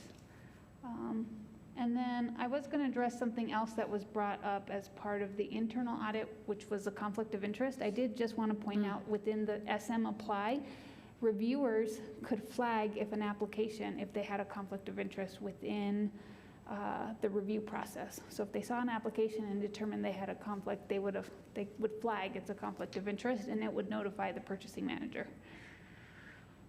But in terms of the order of authority with all the funding, again, you're going to have your generally accepted accounting principles, then you have your congressional statutory items, and then you have your Office of Management and Budget and things that come out of them, so the super circular, and then you have the actual ARPA guidelines, and then you would have any city policies that then take effect.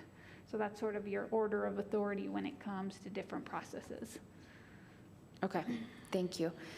And then just my last question. So Natalie, when your department and the city do grants out of Telshore Fund, the process that has been laid out here is similar to what it looks like for those grants?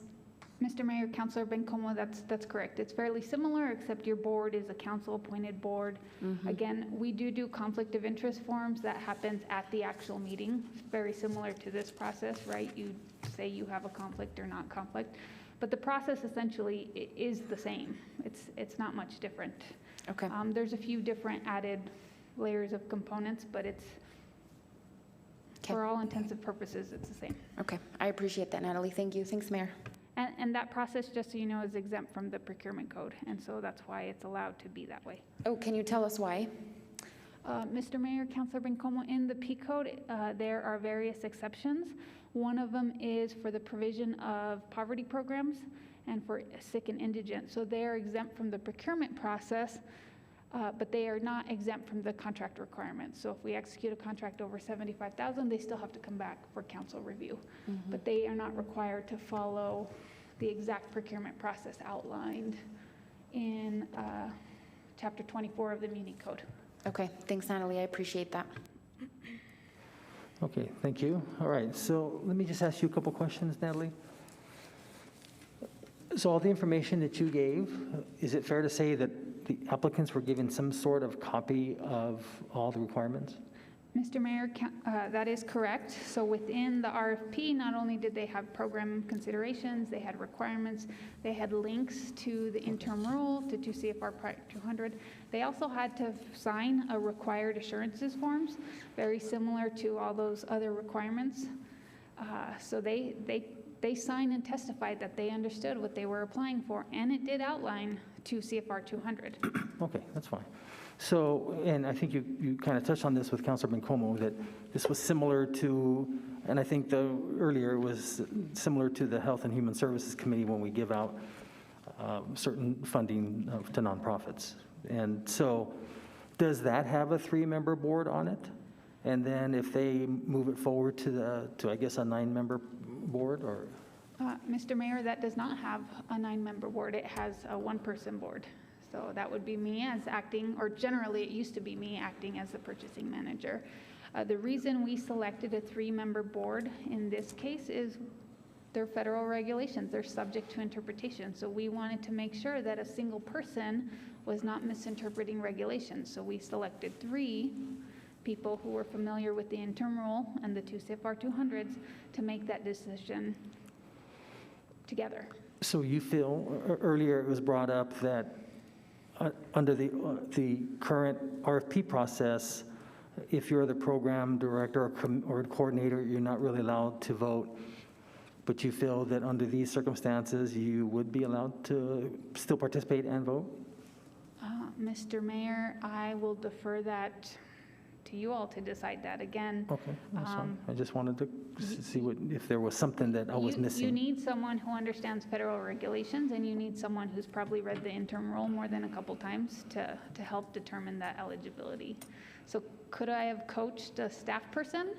Possibly, but not my staff, because my staff is all grant funded to work on the grants that they're paid to work on. So there was no one else within my purview of supervision that could have done this process. Sure, I understand, and that's probably why you hired Mr. Macias. I didn't. Well, Amy did. somebody did. I'm sorry? I said, I think Amy hired him. Okay, well, so he got hired. Yeah. Okay, so it's possible. Okay, so now the 9-member committee, is it possible to share with us who was on that committee? Mr. Mayor, the ARPA Review Committee is made up of various staff members. The first was Ikani Tamapiao, David Weir, Jan Lauterbach, Kevin Wilson, Lynn Gallagher, Mandy Gus, Rebecca Slaughter, Shoshana Bazniat, and Will Blanchard. Okay, so basically all city staff then? That's correct, Mr. Mayor. Okay. All right. And so, again, I'm going to go back to what was brought up earlier, whether or not, as you know, when we have a city council meeting, we ask, is there any conflict of interest, and you need to disclose it. Of course, we don't have anyone sign it. And I think you alluded to it, that if they felt that they had a conflict, they could say it. But they don't sign anything. They don't, when they go through it, they don't disclose it. And to your knowledge, none of those 9 people that are on the committee have any, have any, you know, they're not on any of these boards, correct? They're to your... Mr. Mayor, so we did not have them sign a conflict of interest form, although, again, through the SM Apply, they could flag a conflict of interest. I will say that one staff person did disclose a conflict of interest that was not clear at the application time. It wasn't clear until there was an actual presentation on that November 9th meeting. Staff did evaluate whether that was a true conflict or not. But again, the process made it so that no one person could influence the process. We took the highest and the lowest scores out, so nobody could tank an application, nobody could give it, or I mean, they could give it 100 points, but their highest score was going to be removed anyways. So again, we felt there was mitigating circumstances and that it was not a true conflict based on the procurement code and the federal regulations. There was not a financial interest or a financial benefit. It's just, hey, I know that person in a professional relationship outside of the city. Great, and again, I didn't know who sat on the committee. I'm glad to see that it was all city staff, so that's good. Now, my last question. Earlier, at least I thought I heard that we can approach this one of 2 ways. Either go back and use existing applicants, come up with that criteria and apply it to the applicants so that it can be graded. However, would it be your opinion that those who had direct contact, and that being the definition as given by the city attorney, even a simple email would disqualify them? That's one. Or basically, when I say start the process over, basically you close this bid, you do literally what you just did, and then you have the the criteria that if council wants to incorporate, maybe they need to sign a conflict or not. I mean, personally, I'm more at ease knowing that the committee was made up of staff. I thought it was, I don't know who it made up. Okay, so this is good. But getting back to my first question, do you feel that if we were to do the first part, option A, which is just apply the criteria to the current set of applicants, we would have to exclude those who had any contact? Mr. Mayor, I'm not sure what you're asking me to speculate on. Okay. Sorry. Well, like for Maybe I'm example. not understanding. Okay, so like for example, if we were to go back and just say, okay, staff, this sounds satisfactory, but there are a few things that we needed to tighten up, and just for transparency purposes, do we then go back to the same applicants and apply that criteria or the rubric as Mayor Pro Tem was discussing? But then if we do, because of those who had contact with council, even if it's simple email, that they are excluded, which leaves from 21 applicants to, let's just say, 15 applicants, and then just go off those 15 and then bring back to council those who, and probably, if council wants to insert some type of requirement that I don't know. That's what I'm trying to get at. We're looking to your guidance. I mean, like I said, I'm for all intents and purposes, I'm new at this when it comes to selecting, because I just always made it a point to just stay out of it. But I'm trying to be, listen to what the public has to say, what concerns were, what my colleagues were, and I have to apologize. I couldn't hear that well when I was traveling, and then you guys couldn't hear me when I'm talking, and so this is a lot better that I'm here to view this, and so that was my question. If I may, Councilor, and then I'll go to you. So getting back to that, do you feel that they need to be? Mr. Mayor, really it's at the discretion of the council. Ultimately, my job was to evaluate risk and evaluate eligibility. So the decisions that the selection committee made, again, and I shared this during the last presentation, it's not personal. It's not a reflection of the organization. It's not even a reflection of their project. Some of them have excellent projects. They're just not well suited to federal funding, and they're not well suited to the ARPA eligibility projects. So really, it's up to you as a council. All right. I can say personally, whatever contact, email, or whatever was dropped off to me, it wasn't as though I engaged in a conversation saying, okay, yeah, you know what, I think this is a good program, and I'm going to see to it to get it on here. That didn't take place. Personally, I think that they would still be allowed to participate, but again, that's what my colleagues will have to come up with. So Councilor Fotis, you had a question, and Councilor Vasquez. Yeah, well, I beg to differ with you, Mayor, insofar as the determinations to whether council decides what the rules are. It's an RFP process, and I think the RFP process is a legal process, and perhaps the city attorney can enlighten us. But it seems to me that if there's a violation of the RFP process and it states that an entity will be eliminated as a result of that, I don't see, that's pretty clear to me. And Ms. Vega-Brown, Attorney Vega-Brown, can you opine on that or give a clear analysis on that? Thank you. Before she does, the city manager wanted to say something, then Jennifer. Oh, it probably wouldn't be anything different from our city attorney who's mentioned, there is a real concern there and we'll await Ms. Pereira and legal to review that, but there might be a concern that some are eligible based on the definition or based on that policy. And so we're still in the process of determining that, Mayor and Council. I was notified from our city attorney earlier that mentioned to the mayor that, we can go back and apply to the 21, but even if we did that, there will be some that might be ineligible based on that contact. But I think that determination still needs to be made based on any emails, or even today, trying to figure out who's been contacted and how they've been contacted. I don't know if Jennifer has anything in addition. Thank you, Mayor and City Council. This is Jennifer Vega-Brown. As far as the RFP process goes, once that was employed, we should have followed it according to the code. If we were going to vary from it or have any kind of changes from it, that should have been well documented.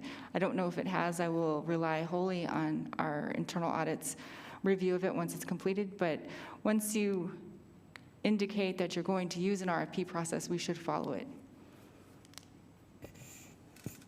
Thank you, Attorney Vega-Brown. Thank you, Mr. Mayor. Thank you. Councilor Vasquez. Councilman Coleman. Thank you, Mayor. Yeah, a couple of thoughts here. I think one is, clearly I think the organizations that made contact with us during our last council meeting did so in the spirit, almost in a whistleblower spirit, right, to make sure that the process was being followed correctly before council took a vote. And then it was found by our internal auditor, at least from our preliminary recommendations, that some things weren't followed. So it seems to me like a punishment to applicants to disqualify them after they rightfully highlighted some things that potentially are going to be found in this audit that were wrong. And so that seems wrong to me, to disqualify those folks because they essentially did the right thing, I think, right? So this is a tough one. As I mentioned before, during the last round, I don't think that I would change any of the projects that were selected. It's just on face value, based on what was written and what I'm sure these organizations are capable of. But I do have an issue with essentially ignoring some of the recommendations from our internal auditor in terms of how this process potentially went astray from what we typically do.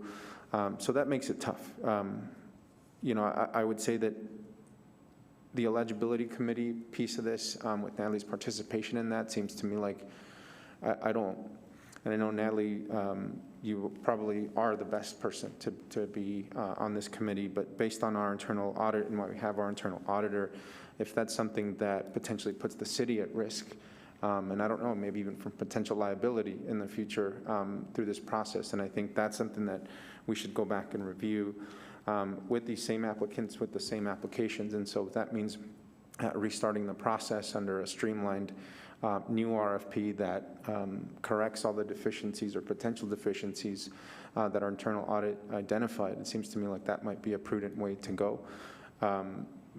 And I feel completely comfortable that there was nothing done in the spirit of wrongdoing or, especially from the applicants when they came to communicate with council. And so I'd hate to punish folks for that, but I think it's an opportunity for us to make sure we get this right before rush into it. But those are my thoughts. Thank you, Mayor. Thank you. Councilor Bencomo. Thanks, Mayor. No, I appreciate you sort of naming that out. And I felt very comfortable with the next steps that Ms. Perea had laid out in terms of what needed to happen in order to move forward. And I didn't even get a sense of her that we needed to start a process over, but that there needed to be these pieces put in place. And then I think ultimately, while I totally agree with you, Councilor Vasquez, on the applicants and this direct contact, I ultimately think that also should be up to the auditor and to determine that. But I felt really comfortable with what she had laid out and moving forward with that. And that may mean that these two colleagues here might not be here for the final determinations, but at this point I think rushing a process for the sake of rushing it is not the best option. So I would like the process to unfold as Ms. Perea had laid out and make those final determinations at this point, potentially, without having to start a whole new process over. But that is at least what I heard from her, and I feel like she's been working really hard in the last couple of weeks to have given those recommendations to us. Thank you. Councilor Beta-Stuvi. Thank you, Mayor. Much like my colleague Bencomo and with you, I do feel like we should wait and hear the full recommendations from our auditor and that final determinations that she has. I think that's the best process. And then we'll also see it through our oversight committee, where I think we'll be able to look at those next steps, at what's most ethical, legal, and where we should proceed from there. Thank you.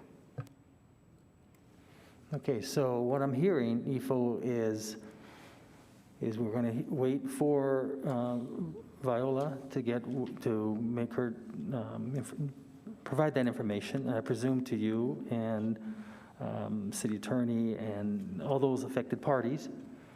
And I think it's important that we come up with the determination, the definition of who's eligible through whether if it was an email or if it was more, to determine if that even just one email disqualifies them or not, and then come back. And I would agree. I don't want to see it go through a full new process, but yet address some of the concerns that were brought up in the audit, and then let council move forward and be able to vote on those. And then just to clarify, so you're saying that theoretically, council doesn't vote on it as a package; they could vote on them individually.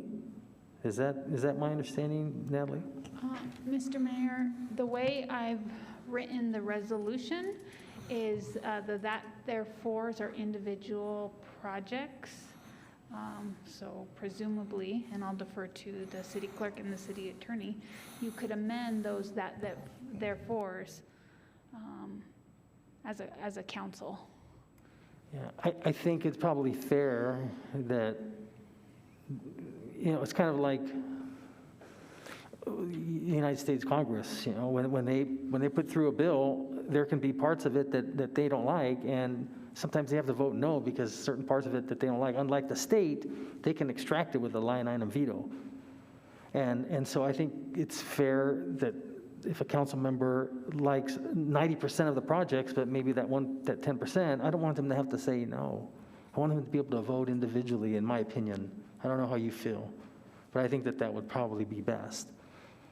Because if there was a way to do that I think is important.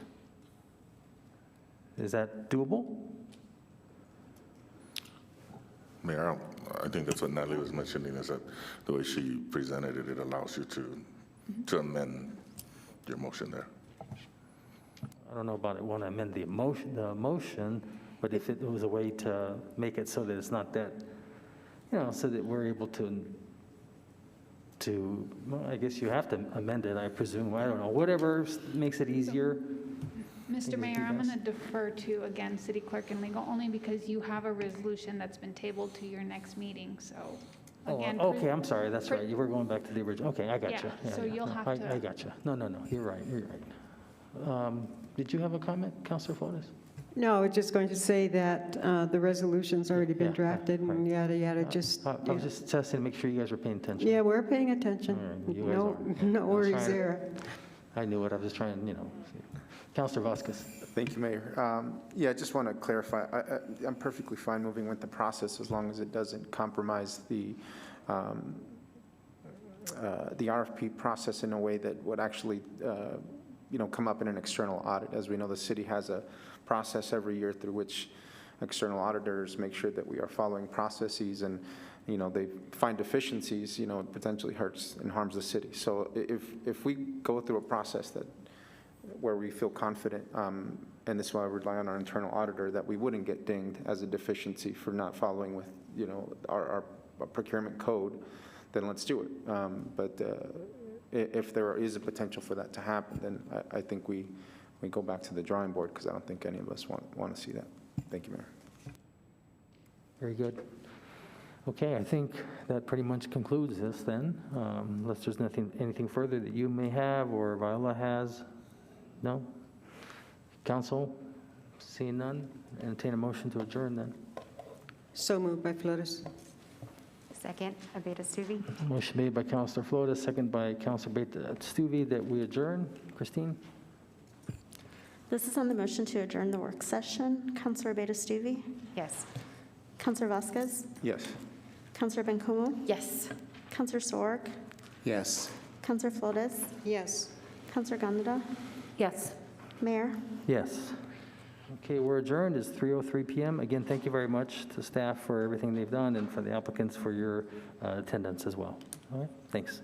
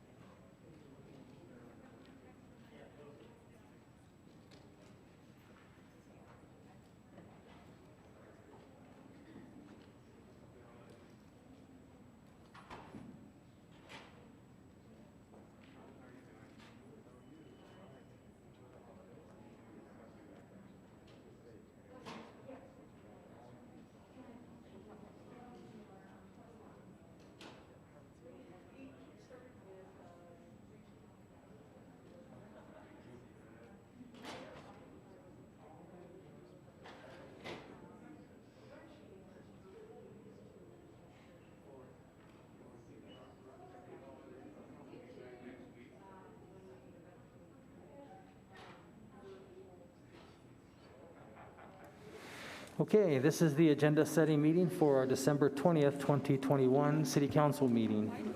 Number 1, non-consent. 1, non-consent. Number 2, non-consent. 2, non-consent. 3, consent. 3, consent. Number 4, non-consent. 4, non-consent. 5, non-consent. 5, non-consent. 6, non-consent. 6, non-consent. 7, non-consent. 7, non-consent. 8, non-consent. 8, non-consent. 9, non-consent. 9, non-consent. 10, non-consent. 10, non-consent. 11, non-consent. 11, non-consent. We're going to be here till New Year's.